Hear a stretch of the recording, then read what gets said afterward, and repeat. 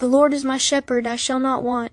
He maketh me to lie down in green pastures. He leadeth me beside the still waters. He restoreth my soul.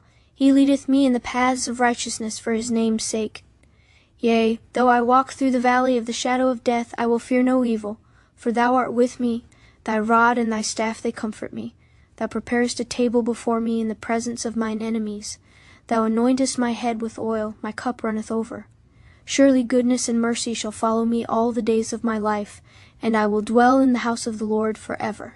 The Lord is my shepherd, I'm never alone. He leads me with peace when I'm far from home. When life gets loud and my strength feels small, He gives me rest, I don't have to fall. Still waters stay.